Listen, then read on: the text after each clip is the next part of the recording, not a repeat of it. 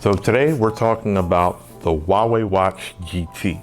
Even with our current president here in the United States, more or less going to war with Huawei, they just still didn't stop the sales.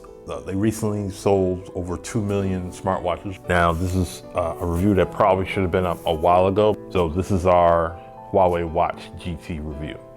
It offers a lightweight look and feel with a plastic band. Like any other wearable, you can swap out the bands for something a little more premium, like a leather one perhaps. The central part is a ceramic bezel covered in stainless steel that houses several sensors like a continuous heart rate sensor, a good sized battery, GPS, barometer, accelerometer, gyroscope, and more.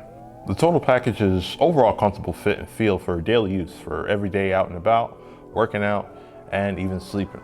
Now, you got limited notifications, like you can't expand on certain things or reply from the watch, but this is not a smartwatch. It's just dressed to look like one. This is really a fitness watch with some smartwatch features. So kind of keep that in mind as we go along. And this is because instead of using Google's Wear OS, this is actually using Huawei's own proprietary Light OS. It's pretty bare bones, but effective enough for the most part. So you don't get a lot of choices for watch faces, but it's not unbearable. It's just not what you just may be used to a little bit more when it comes to smartwatches.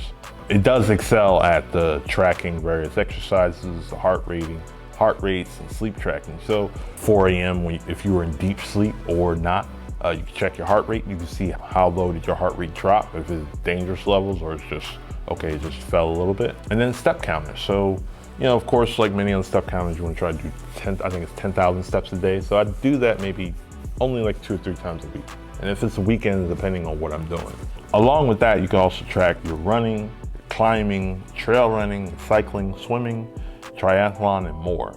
And it does a pretty good job at it. Now, this is where things get interesting. So Huawei quotes the watch at a 2-week battery life on a single charge. It can definitely do that, but you will need to have your Bluetooth sync pulled off. So the way I had it set up, I had sync on, I had continuous heart rate on because you turn that off, and only email and text coming through. And this still got me about 4 to 5 days on a single charge, which is still better than most. The last thing you need is another device you need to charge every night. So this might be the perfect balance of fitness tracker and smartwatch for most, especially since right now Amazon, you can get one for around 180s, definitely under 200 bucks.